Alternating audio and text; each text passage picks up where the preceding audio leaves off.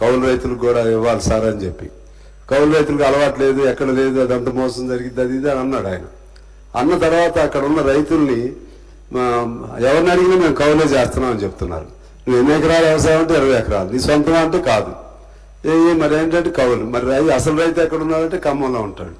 So అప్పుడు మీ జిల్లా వాతావరణం వేరుగా ఉందని అప్పుడు ఇస్తామని అప్పటికప్పుడే సర్క్యులర్ కూడా జియో సర్క్యులర్ ఇష్యూ చేయించారు. సరే అది ఎట్లా అడ్జస్ట్ అయింది, ఇచ్చారో లేదో నాకు తెలియదు, కానీ అప్పుడైతే జరిగింది.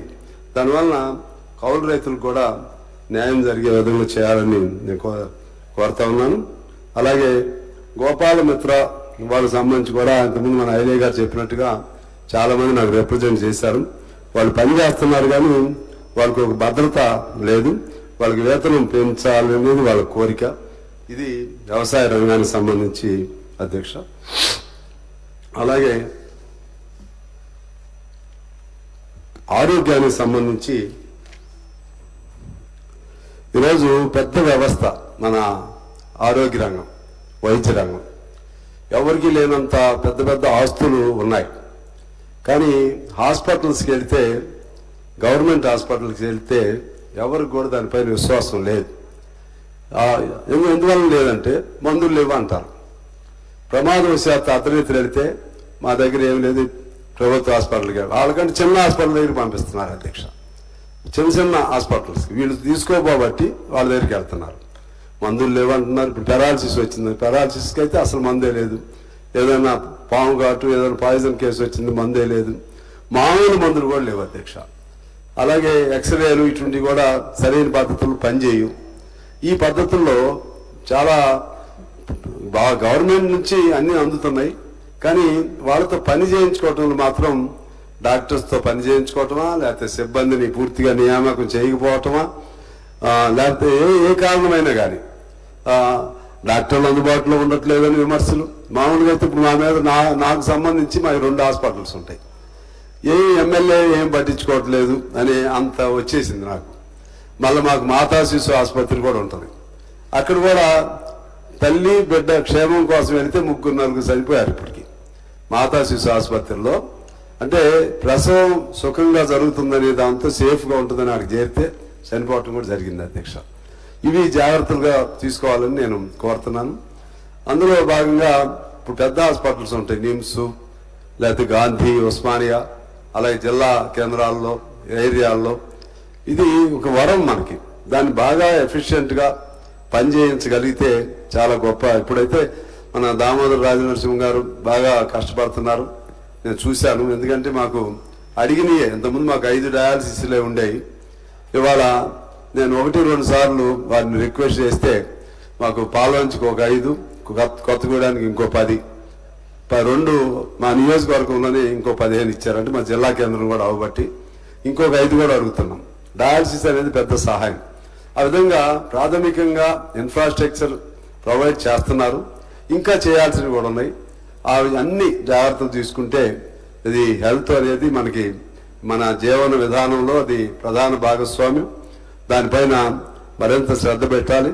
అలాగే నేను ప్రస్తావన చేసినట్లుగా ఇన్సూరెన్స్ ప్రతి ఒక్కళ్ళు కూడా ఆ రంగంలో కవర్ అయ్యే విధంగా, ప్రతి మనిషిని కూడా ఇన్సూరెన్స్ కవర్ అయ్యే విధంగా జాగ్రత్త పడాల్సిన అవసరం ఉందని నేను కోరుతా ఉన్నాను అధ్యక్ష. అదేవిధంగా కార్మిక రంగానికి సంబంధించి మొన్న ఈ ఆటో వాళ్ళకి సంబంధించి హైదరాబాద్ నగరంలో సమ్మె పిలిపించారు వాళ్ళు. నేను ఆ సంఘం ఎక్కువ నాకు సంబంధాలు ఉంటాయి కాబట్టి నేను కోదండరావు గారిని కూడా పిలిచి, ప్రభాకర్ గారు నాకు సన్నిహితంగా ఉంటారు కాబట్టి చాలాసార్లు ఆయన కూడా ఓ మంత్రిగా కాకుండా ఓ స్నేహితుడిగానే మనం దీన్ని సెటిల్ చేద్దామని చెప్పారు. మేము 2-3 సార్లు కూర్చుని ఆటో వారిని సంతృప్తిపరిచే విధంగా వారి బాధలు ఏమేమి ఉన్నాయో కొన్ని సమస్యల్ని పరిష్కారం చేయడానికి అంగీకారం చేసాం అధ్యక్ష. ఆ విధంగా కాకపోతే 12,000 అనేది అది అమలు చేయమని వారు కోరారు. అది త్వరితగతిన అది అమలు చేయాల్సిన అవసరం ఉందని నేను వారిని మీ ద్వారా ప్రభుత్వాన్ని కోరుతున్నాను అధ్యక్ష. కొంతమేరకు అయింది. కానీ ఈ బస్సులు దీంతో ఇచ్చిన హామీ 12,000 చేస్తే ప్రధానంగా వాళ్ళ సమస్య పరిష్కారం అవుతుంది, ఆటో వాళ్ళది. అలాగే ఆటో కార్మికులకు ఒక సంక్షేమ బోర్డును కూడా ఏర్పాటు చేయాలని చెప్పి నేను మీ ద్వారా కోరుతున్నాను అధ్యక్ష. అది ఆటో కార్మికులకు సంబంధించి వాళ్ళకి పెన్షన్ లాంటిది కూడా 50 ఏళ్ళు దాటిన తర్వాత ఇటువంటి అనేక సౌకర్యాలు దాని ద్వారా కలిగే విధంగా శ్రద్ధ పెట్టాలని నేను కోరుతా ఉన్నాను. అలాగే ప్రధానంగా నిన్న నేను చెప్పినట్లుగా దాదాపు 2 కోట్ల మంది అసంఘటిత రంగంలో పనిచేస్తున్నటువంటి వాళ్ళు ఉన్నారు అధ్యక్ష. సగం జనాభా రాష్ట్రంలో. వాళ్ళ సమస్య పరిష్కారం కొరకు ప్రభుత్వం శ్రద్ధ పెట్టట్లేదనేది నా ఆరోపణ. అది ఆ సమస్య పరిష్కారం చేయకుండా మనం ఎన్ని బడ్జెట్లు పెట్టుకున్నా ఫలితం ఉండదనేది నా ఆరోపణ. దానిపైన ఏం చేస్తారు, ఎలా చేయాలి అనేది ప్రత్యేకంగా ప్రభుత్వం శ్రద్ధ పెట్టాలి.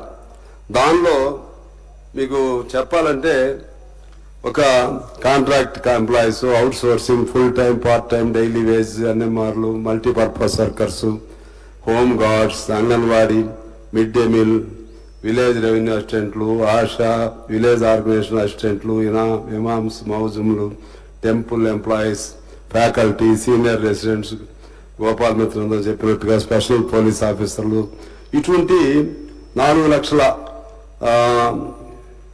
సాంస్కృతిక సారథి ఆర్టిస్టులు, 4,68,000 మంది గవర్నమెంట్ సెక్టర్ లో ఉన్నారు అధ్యక్ష. ఇక్కడ ఇప్పుడు నేను వచ్చేటప్పుడే ఇప్పుడు నాకు ఒక కాగితం కూడా వచ్చింది.